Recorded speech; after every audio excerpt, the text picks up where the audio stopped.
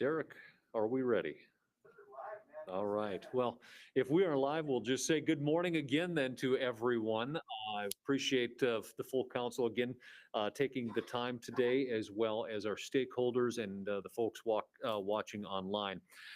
We do have our second candidate that is joining us this morning, and again, I appreciate Mr. Ray Agbabiaka, who is with us this morning. And if I've said that wrong yesterday and tonight, I apologize, but I will certainly, I'll get it eventually if that's not it, I promise. If you want to just turn on your microphone there on the bottom so we see the red light, there we go.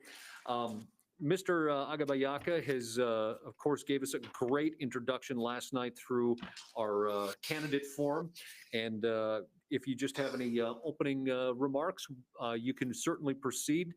We do have, just for your information, 18 questions, just an hour or a little more to get through that so that you understand kind of the parameters of what we're working. And I'll give you a couple of moments to introduce yourself, and then we'll proceed with questions, and then we'll start with Alderman Badagula this time. Okay. Good morning, Mr. Mayor, Council. My name is Ray Agbabiaka. Agbabiaka, 3 syllables. The G silent, Agbabiaka. I have been in some level of municipal planning and governance for the past 20, 25 years.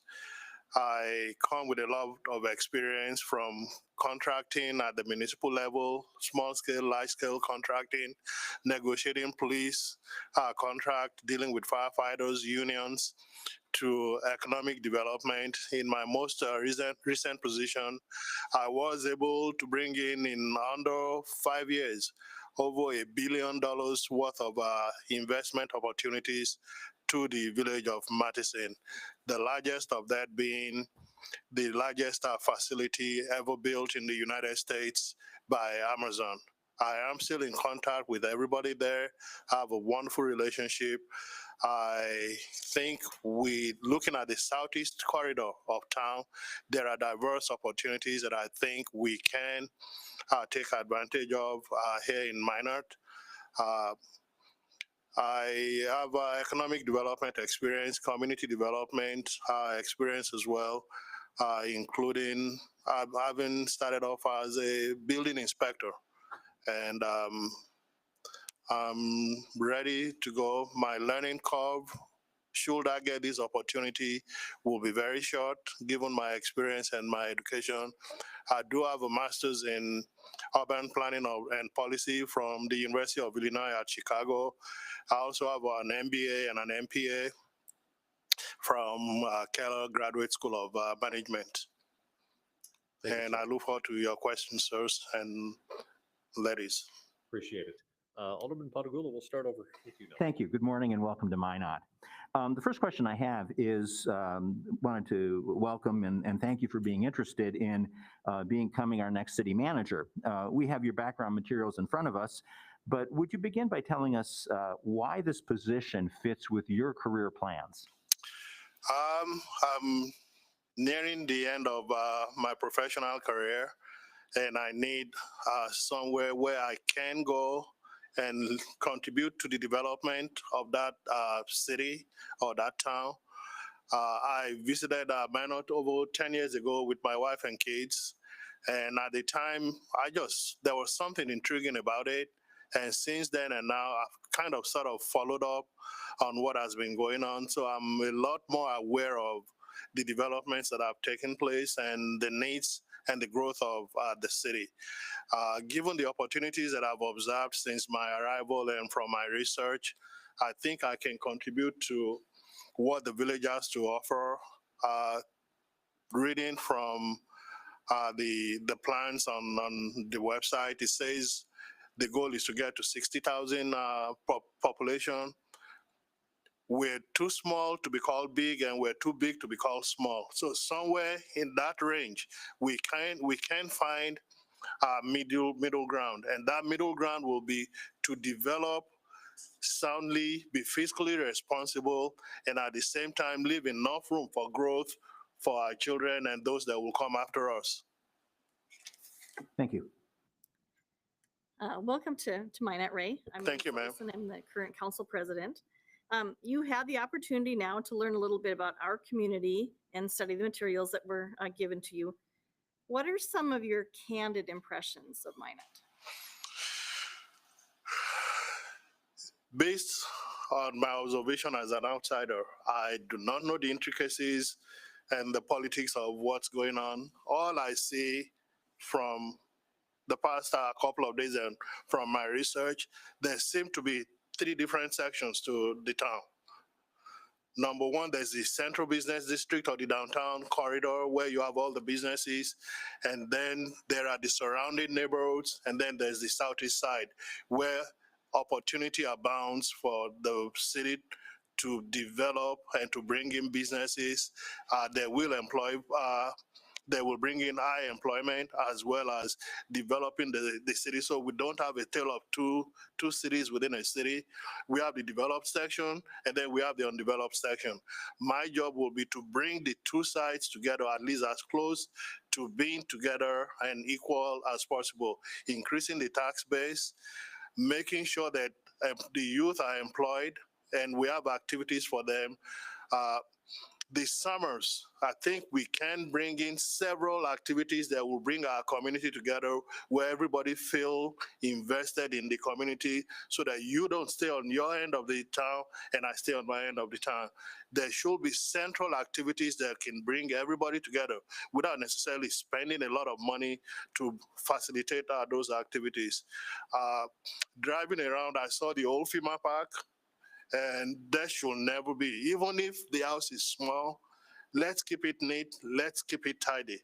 Code enforcement could do a lot more to improve the ambience of an area like that so that when I live there, I'm not going, what's going on in this section, and then I get to the downtown area and everything is okay.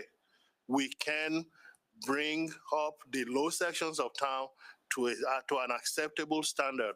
By any standard, we can do that. And I saw the rail line and the AGT section. There are businesses that I have in mind that we can bring in that will make us the envy of North Dakota. I can guarantee that. Thank you. Good morning, sir. What organizations are you currently involved with in your community, and what other ways are you visible in your community or organizations? By Illinois law, I cannot belong to any association within the city that I work for. Now, professionally, I have been an adjunct professor for the past 15 years, having taught at 5 different universities. So I teach operations management, business management. The city that I also work for is a member of the International City Management Association. And I think we need to, if we're not a member as of today, that's something that we need to join. The city itself is also a member of the ICIC. That's a convention that takes place in Vegas every year where potential investors, cities, officials, and everybody come gather there once a year. So attendance at that convention as a city employee will be more critical than me personally being a member of any one association where by state law, I cannot, be a member of any association within the village. We call it a village, the city that I work for. But I do attend every single HOA meeting, every single board meeting, if I have to be at the board meetings anyway, to report on the activities of my department and to negotiate municipal contracts. And I also have to attend meetings as designated by my boss and the mayor and the council. Thank you. Thank you, Ray. Question 4 is, what have you done in your career to enhance transparency with respect to local government operations and also to community stakeholders? First off, let's start with the office of the mayor. You will have access to me. My mayor has access to me 24/7, and she's been known to call or text at 1 a.m.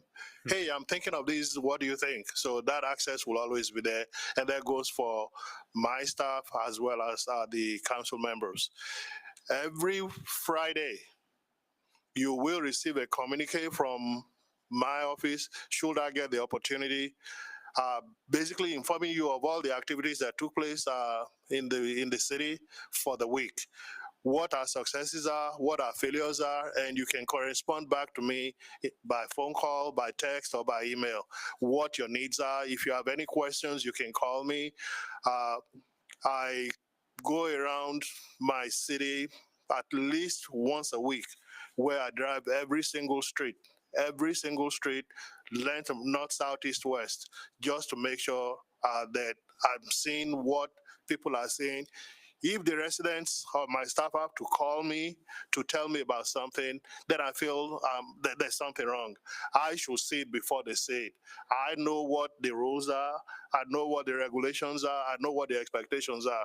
So I hold myself to a higher standard than anybody can hold me to. And then I also meet with the Chamber of Commerce, the Park District, the department heads, and the HOAs. We have about 14 homeowners associations in the city that I work for, and I meet with them at least once a month.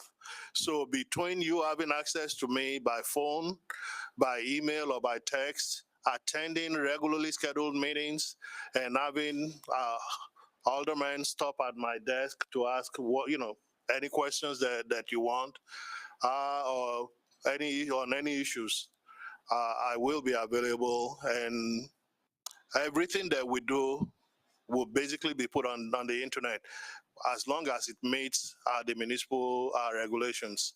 Some things we cannot disclose to the public, obviously, for like staff issues, staff discipline, that cannot be put out on the web, but there will be, everybody will have access to my office. Everybody will have access to communicate with me by text, by phone, or by email. And the rules and regulations as currently mandated will be adhered to strictly adhered to. So I'm not sure if that answers your question fully. Yes, it does. Thank you. Good morning and welcome to Minot. Thank you, sir. Describe an experience collaborating with community or other partners in service delivery. And as a follow-up, what are the keys to successful partnerships? Let me answer the second part first. The key to successful partnership or partnering is communication. Having a basic understanding of what it is that I've been tasked to do, developing a game plan as to the steps that I need to follow, knowing what resources I have at my disposal to make sure that that will be possible. I will not promise anything that I don't have the resources for or that I'm incapable of. Then the first part of the question. When I took over as the Director of Community Development for the village of Matteson, we had a vacant industrial park that needed to be filled. And what we basically did was I talked to my boss that we needed to attract 2, maybe 3 major businesses that will come to town and basically fill the industrial park. We can go for the part type businesses, but that in the long run will not increase the tax base significantly, and we needed to increase the tax base. This was also a community in transition. It was going from predominantly Caucasian community to a mixed community, and we have to deal with that.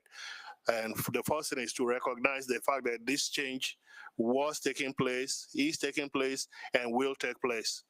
So I held a series of town meetings where I met with each HOA, all the stakeholders, and we brought everybody to the table. And we basically discussed what we wanted to achieve, and they told us what they wanted. The curb appeal, we don't want any riffraff, we don't want any business that will be in today, gone tomorrow. So I was able to bring in 2 trucking companies, negotiated with them, we, of course, involving the mayor's office and the council. The council was well aware of every step we took. Uh, I will brief them before the meetings. I will brief them at the conclusion of the meetings, and they knew exactly what we were trying to achieve, what we will give to achieve those, and everything was previously approved by the council and the mayor's office before it was ever said to anybody. At the end of the day, I am glad to report that we were able to bring in 4 businesses, including building a state-of-the-art senior citizens center that's fully funded by a developer. And because of that development and Amazon coming in and RLR, which is the biggest trucking concern, in the second largest trucking concern in the village, now we have 6 new communities being developed, or some that were defunct are now being developed. That's number one.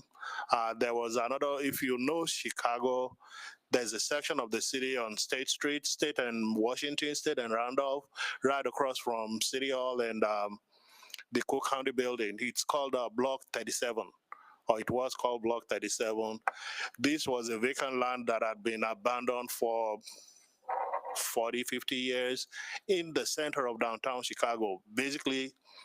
And we needed to identify all the stakeholders. And at the end of the day, the outfit that I worked for then, it's called Target Group. I was tasked with a young lady, another employee, and we identified over 60 different stakeholders that we all brought to the table, from the federal government, the county, the state, the city, several utility companies, the CTA, Chicago Transit Authority. And the reason why that project never took off was because of the inability of previous employees of previous governments to identify all the stakeholders and to bring them to the table. If you go to Chicago today, on that particular plot of land right across from what used to be Marshall Fields, that's the building right there. It is now I believe it's about a 50, 60-story building that's been built there. And that was something that it took us about 2 years just to identify all the stakeholders and to bring everybody to the table. Getting them to the table was more difficult. Once they got to the table, it took about 7 months to actually put the deal together. So those 2 examples were things that I did that I am very, very proud of. Identifying stakeholders and bringing them to the table and getting things done.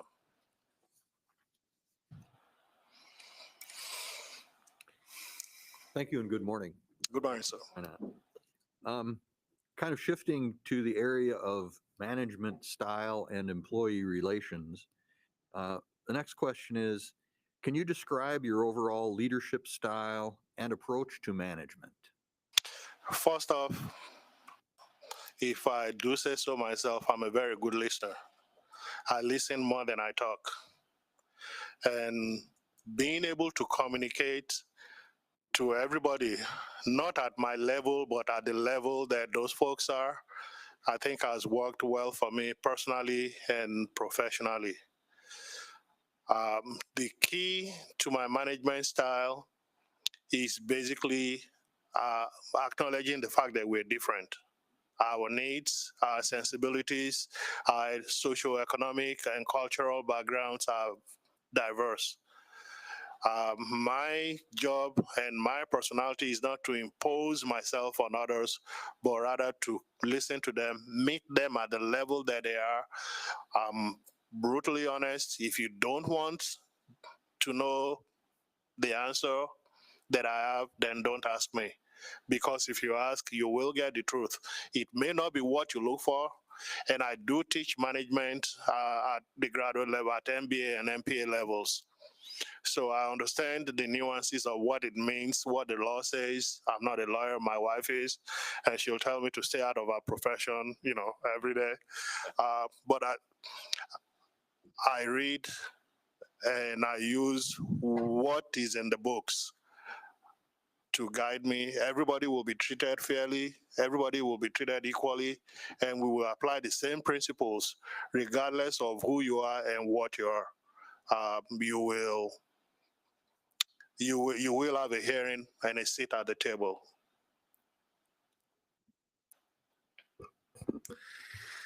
Morning, Ray. Good morning, sir.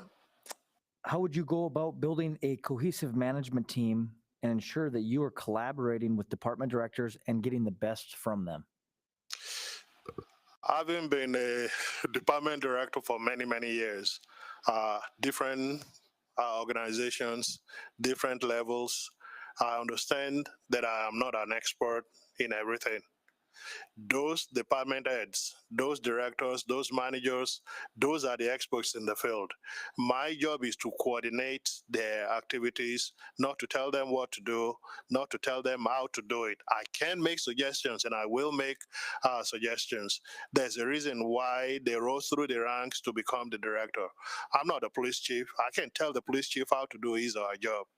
But at least as an outsider, as a citizen, I do have some things that I know, some things that I expect, some things that I will hear from the mayor, you as a council, as an alderman, you probably will come to me, Ray, why is this going on or why is this not going on?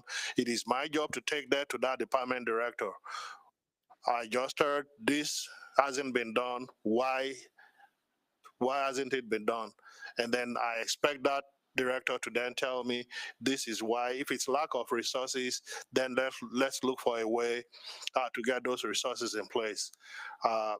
Coordinating the activities of all the directors, meeting with them regularly, and devising a common plan where it's going to be a give and take.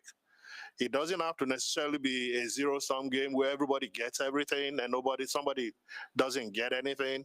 We will figure out a way to work together collectively using the common principles that guide basic human decency and behavior, either personally or organizationally.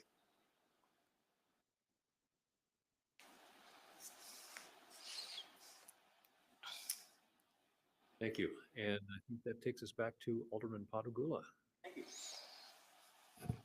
Describe for us how you would communicate and engage employees across all segments of the organization around the vision, mission, and goals of the city of Minot. I think it starts with, first, I have to understand what the mission is, understanding that mission, then devising a plan to achieve that mission in a cost-effective and timely fashion. It wouldn't make any sense for us to have a mission that will take 20 years when we only have 2 years to accomplish the mission. So time is of essence. Our resources will also be taken into consideration. I plan on meeting with all the department heads, all their subordinates, and at some level within probably the first 90 to 100 days, I plan on now having a sit down with every single employee in the village. It may not necessarily be a 2-hour, a 10-hour conversation. It could be 5-10 minutes.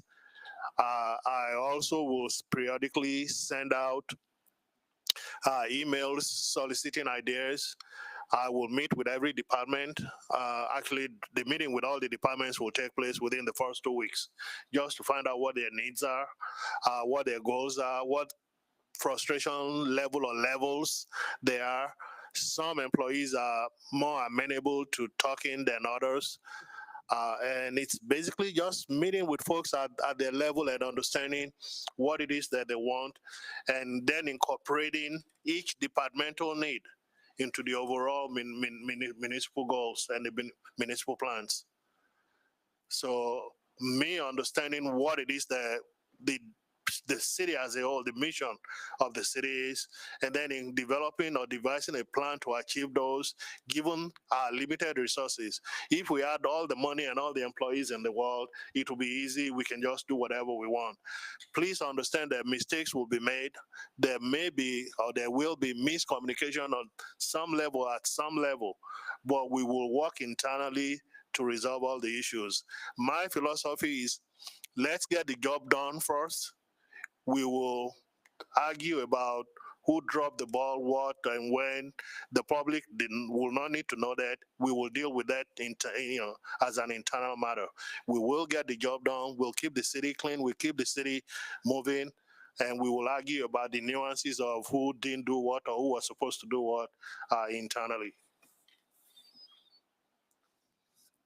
So Ray, describe a situation when the governing body has not taken your recommendation. How did you handle it and what would you have done differently? Wow. um,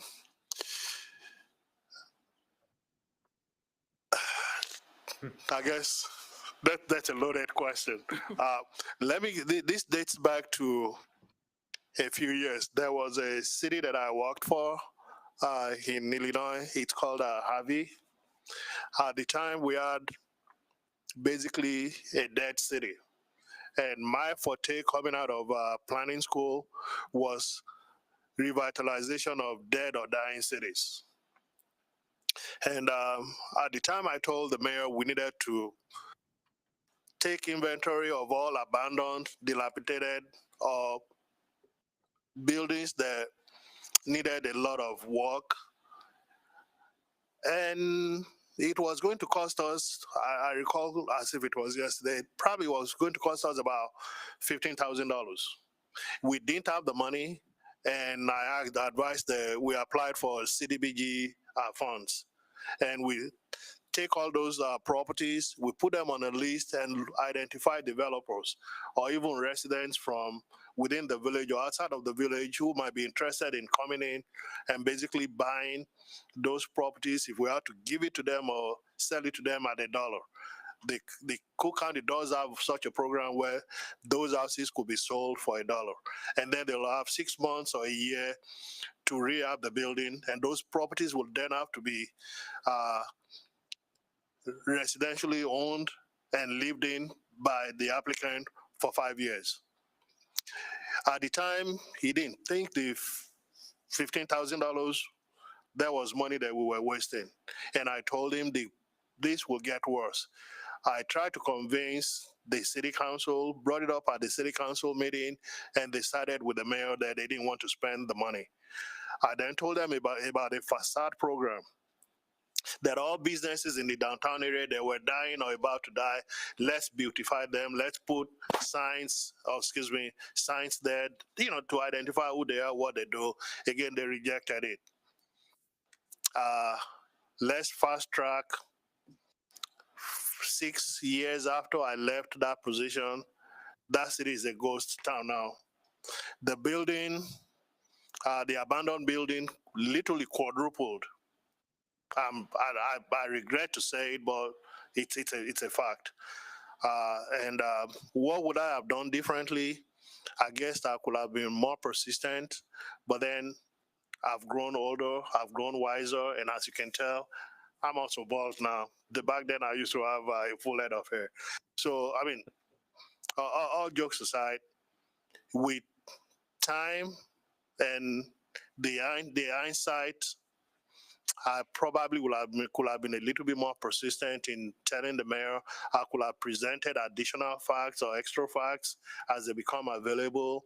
I could have basically just completed the CDBG application, which I was tasked with doing anyway, and presented it to him, telling him this was just before email, went all over the place. I could have done a little bit more, but at the time I did the best I could. He just wasn't ready for it, and he was able to convince the council members not to go along with it. Now, we're not very good friends, and I actually had dinner with him about 2 months ago, and we brought up the issue, and he said if he had to do it all over again, he probably would have taken the advice. And I told him if I had to do it all over again, I should have been a little bit more persistent. I don't know if that answered your question. Yes, it did. Thank you. So what methods do you use to communicate with council and keep everyone informed? The best method ever, face-to-face. If we can, this will be pre-COVID-19. let's talk. Stop by my office, stop by my desk, call me, text me, email me. Um, I'm not opposed to being called out when I am wrong. If you have any need, if residents in your ward or in the city or in the business community were to complain to you about something, call me, let me know. Send me an email, send me a text. I will respond. And just so you know, I have a policy, and my staff will have the same policy, especially the managers and the directors. If you receive a call from a trustee or the mayor, you will respond within 24 hours. Your inability or failure to respond within 24 hours must be genuine, and it must be something out of the ordinary. Even if you can't provide the answer that's needed, just simply texting or calling back to say, I'm in receipt of your request, I will get back to you, that will do. But to simply ignore it as if it was never made, that will be unacceptable. Thank you. Thank you, sir. As we talked a little bit last night, the Minot Air Force Base and Minot State University are an important part of our community and for our economy. If you can describe your experience in the area, or how would you approach those relationships? I'm a people person. It may not appear to be that way sitting here, but I've always thrived on building relationships. I've grown personally and professionally from making friends, being open, being honest, being vulnerable when and if I've had to be. But I'm also very, very self-assured and self-aware of who I am and what I am and what my goals are. So the relationship, look, I've taught at 5 different universities, and I typically get along with both administrators and professors and students. And that is born out of just basically respecting people, knowing that there are limitations to their capabilities, and whatever's already in place. My job is not to come in as a one-man gang, wrecking crew or nothing like that.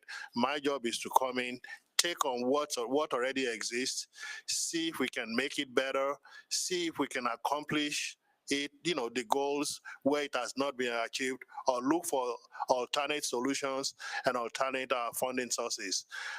In the relationship that you talked about, or the two institutions that you identified, the base will be an integral part of our community, dealing with the personnel, and then with dealing with the government, with the institution as a governmental agency.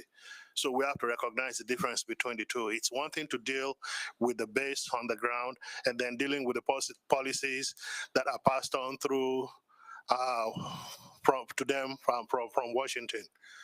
So we will continue the relationship. We will build on the relationship where possible, however possible. Thank you, sir. Thank you. Describe your experience in developing a strategic plan and direction for an organization. And as a follow-up, how would you ensure projects and priorities of the governing body are implemented? I think within 5 years of coming out of grad school, I was tasked with writing a comprehensive plan for the village. And I believe at the time I was the assistant director of planning and development. And we had an associate planning director there, Kendall. And the two of us, it took us about 4 months, but we took the old plan, which had not been updated since the 70s, and we basically had to take it down to start, so to say, and we wrote a plan. This was when GPS was coming out, so that tells you that I've been around the block a few times. So we wrote the plan, we incorporated it, and that is the plan that city is still using to this day. collecting information. Some of the information that I think for the city of Minot, I looked at our website, and I think some of the information on the website we need to update because some of them dates back to 2016, 2017. That was the last time they were revised. So we may need to revise some of those. If they're still current, at least let's update the fact that we're in 2020, and this was last revised in 2016.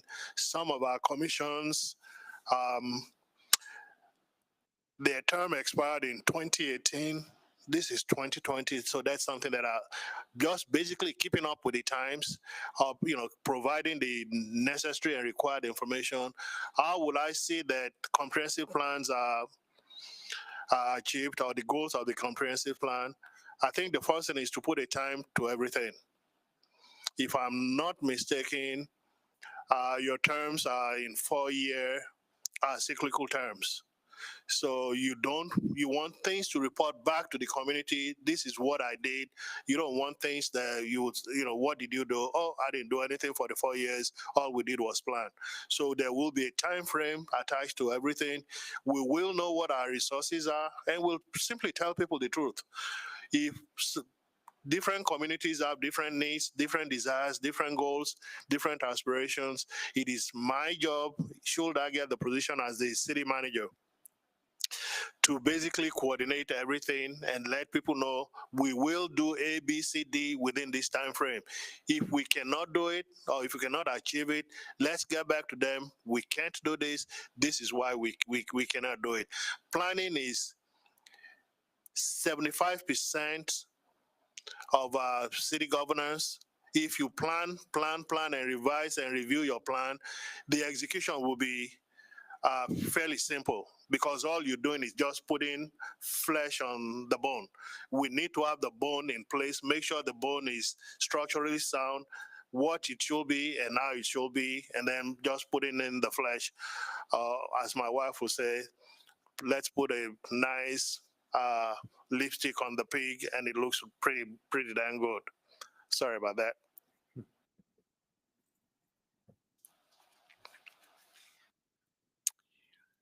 All right. I think you've touched on this a bit, but the next question is describe your experience with economic development and how that would benefit Minot. How would you make sure that these efforts are well coordinated and managed? I had an opportunity to be introduced to our director of economic development very briefly this morning. Just we exchanged names and pleasantries. That's about it. My job is not to do his job. My job is to assist him to be the best economic development director that he can possibly be. I have seen the southeast side of town. I think we have a vast opportunity to develop that.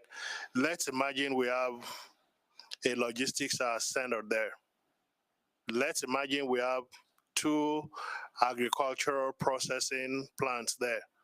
We have an airport that's pretty close to this location. We have a railroad line that's right there.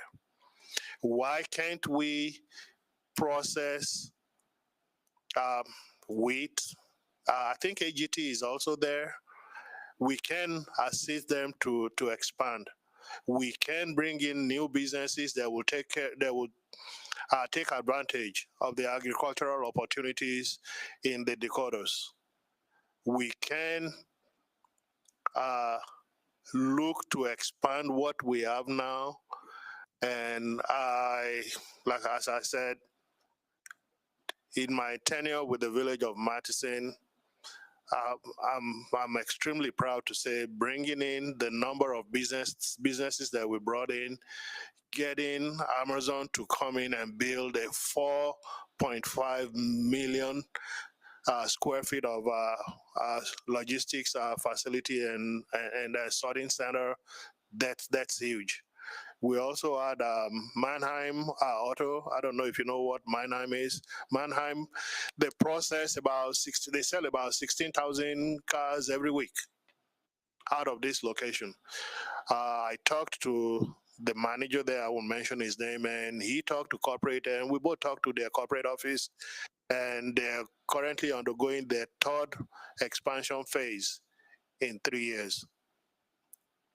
So my experience, my education, and my overall persona will facilitate economic growth and economic development. I've got some other ideas since I arrived in town to basically help to establish small mom and pop shops on the southwest side of town. It's okay to have the mall, but not everybody can go to the mall or will go to the mall. What about the neighborhoods? What about the out of reach corner? If I only need a gallon of milk or sugar or something, do I necessarily have to go to Walmart? It's okay to go to the big stores, but what about the neighborhoods? Can we take care of the neighborhoods? Can we provide activities for our youth in terms of employment? And I'm also thinking about what we do to bring the community together, especially throughout the year. Can we bring in more entertainment that's year round to take advantage of our hotels, our location, more use of our airport? I've got some ideas that I think I'll want to share with you should I get the opportunity to be selected as the city administrator. Minot is undertaking major capital projects that are multi-year projects and multi-million or billion-dollar projects. How would you ensure that these projects are coordinated and completed on time?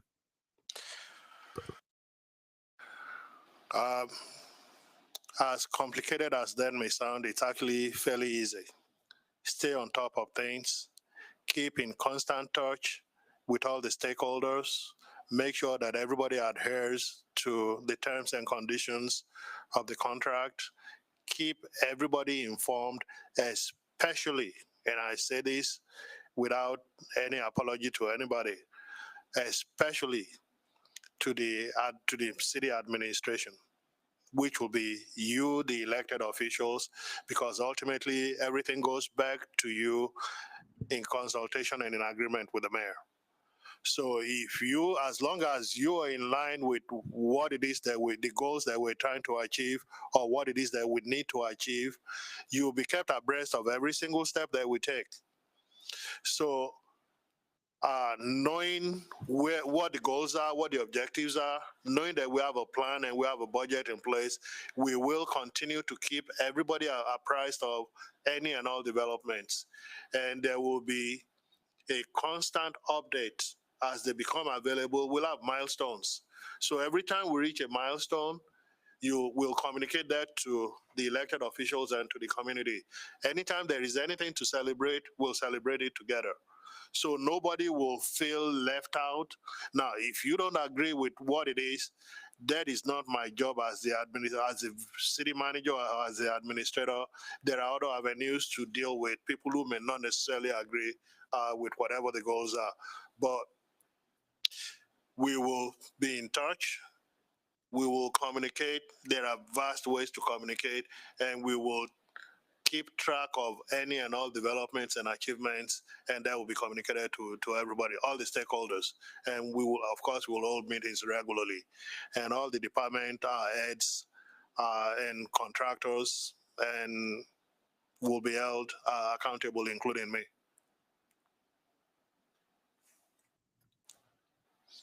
Thank you. The city is a recipient of a $74 million National Disaster Resiliency Fund grant to build environmental and economic resilience. What has been your experience incorporating resilience and sustainability into an organization or community? Thank you for asking that question. A resident posted that question to me, a variance of that question to me yesterday. And because I was having technical issues at my hotel, I totally missed on the opportunity to provide a satisfying answer even to me. We can chew gum and work at the same time. Economic development doesn't necessarily mean somebody wins everything and the other person loses everything. Um, Sustainability is something that we need to incorporate. My kids are big on telling me that you need to recycle. We need to do this, we need to do that. And I'm looking at my daughter who says that at times you talk like you're 1,000 years old. And I said, thank you very much. One day you too will get to be 1,000 years old. But that joke aside, let's say, let me give you an example of what I'm thinking. We have garbage pickup in this city. We own the landfill, and if I am not mistaken, that landfill will pretty much be filled to capacity soon. We need to start thinking about what we do for the next round. Do we need to buy and own and operate another landfill, or can we contract out to somebody? Remember, 25, 30, 40, 50 years from now, the laws now will be vastly different from what it will be back then. We may, as a city, be held liable for the pollution or the pollutants that we emit today. Can we start looking and planning to mitigate what currently exists and to shift that burden to another entity? Can we relocate the next landfill outside of the city, or can we contract out to, say, waste management? Again, it's not about the money, it's about doing what is environmentally sound, what will sustain this town. We have businesses that may want to relocate. That section of town where we have the landfill, not too many businesses will want to go there. And the ones that are already there now, I'll bet you $1 to a donut at some point within the next 10, 15 years, they may be asking for some sort of tax break or economic subsidy to ameliorate whatever it is they feel. It could be the smell, it could be the leachate from the underground dumping, that something or somebody will start asking for something. So we need every plan that we make, every project that I will submit to you. Before submitting it, trust me, there will be environmental study, even if it's a phase 1. We don't need to necessarily have a phase 2 and phase 3 environmental study, but we will think of some level of environmental impact and the cost of that impact now and in the future before it's ever presented to you. So you have a clear idea of this is what we're doing, this is why we're doing it, these are the environmental cost and impact if we do it this way or if we do it this way. And down the road, oh, by the way, 15, 20, 50 years from now, this will be the consequences of the actions that we take today. Thank you, Ray. We're doing well on time, about 10 minutes left and only a couple of questions, so we'll have some ability to follow up. Alderwoman Olson. All right. So Ray, like many local governments, succession planning and employee retention and recruitment can be a challenge for Minot. What programs have you implemented to help with this? Thank you so much, Madam Olsen. Let's start with my teaching experience. Is such that I can relate to folks of all ages. I typically don't teach undergrad students, but when I used to teach undergraduate students, it was not uncommon for them to come in thinking they know everything and they have all the answers and I'm smart and you're not. Let's say we will assess using our human resource office and the director to look at everybody who needs training. What type of training? What level of training? What I did in the past was I walked into a situation where the customer service was, I don't want to say atrocious, but it was pretty bad. My personal secretary was known to pick up the phone. Yes, what do you want? that would be totally unacceptable anywhere and everywhere. But that was who she was, and that was what she did. And because nobody corrected her, she thought it was okay and acceptable. And coming in and telling her you cannot pick up the phone and say that was like, what are you talking about? This is who I am. Well, at home, you can pick up the phone and say whatever you want. This is a professional setting. You will be professional. You will be courteous to people. You will not insult anybody. So that's number one, customer service. Who we are is based and determined on the first interaction that people have with us.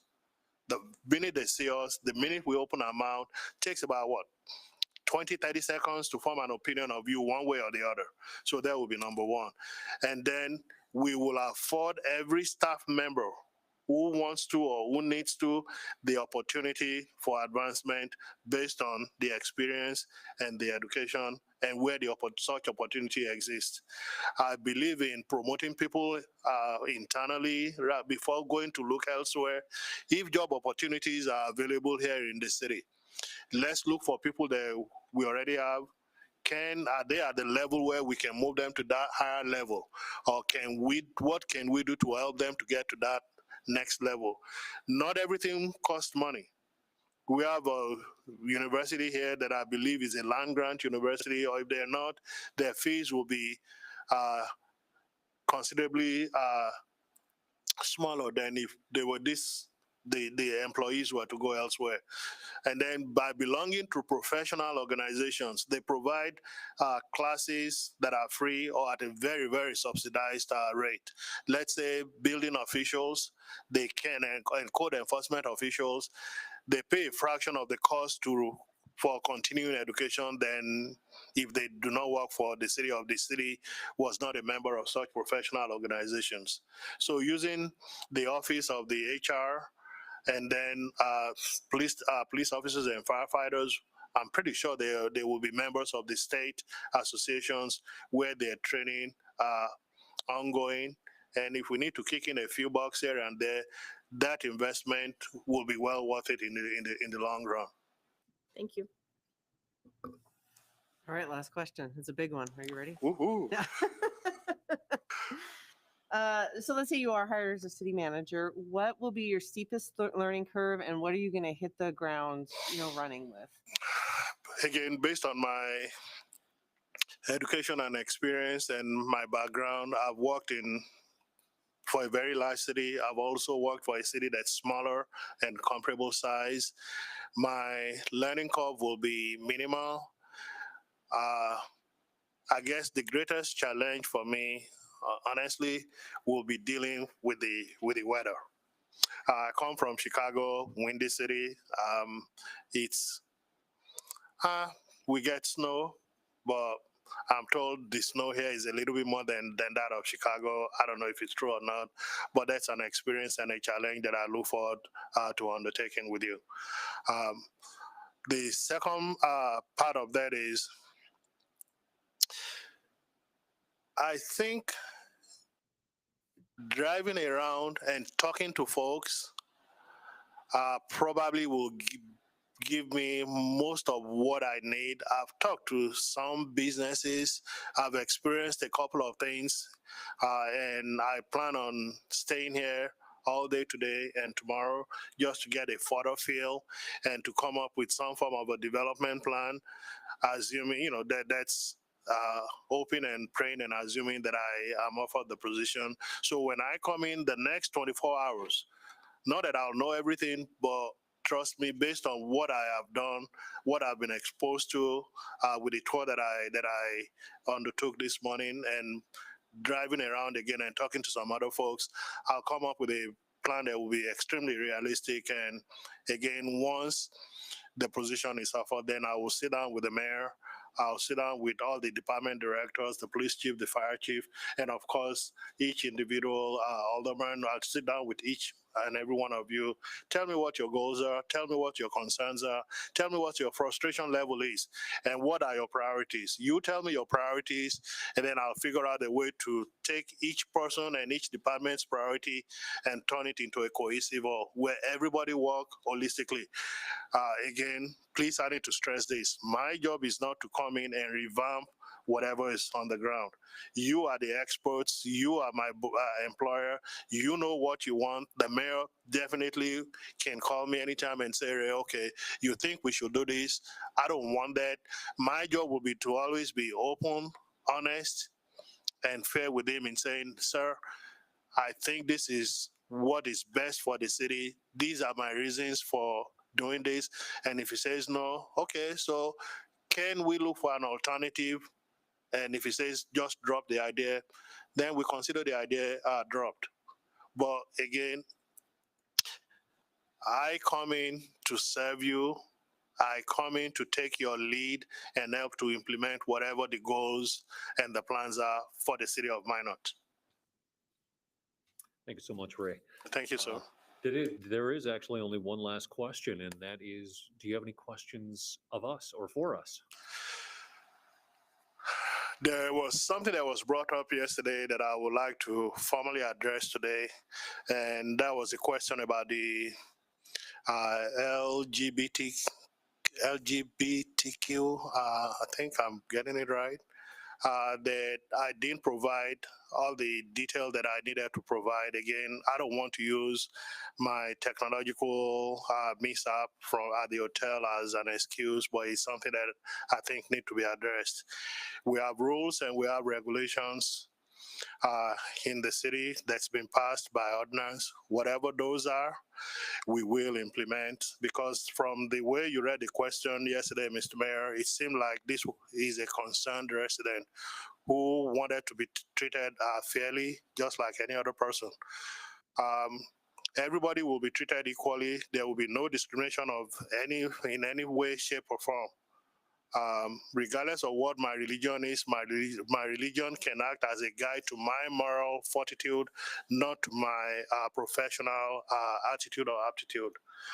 There are forums to file complaints, and those complaints will be taken to appropriate authorities for them to investigate.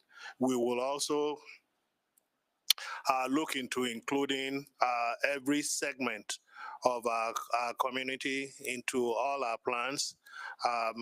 Christian, Muslim, Hindu, Jew, whatever your religion is, whatever your social orientation is, or cultural background, we will treat everybody fairly. I believe out of treating each other with respect, with dignity, with honor, and with being open, we will become a better community. I will not want to be involved with or engage in a community where they would decay into where people are rioting and breaking things down. That will not be the case if should I be not even remotely close. Should I be given the opportunity to serve as the city manager? We will involve our youth. We will involve everybody in our activities, and we will live happily ever after, if I can say that. And do I have any questions for the board?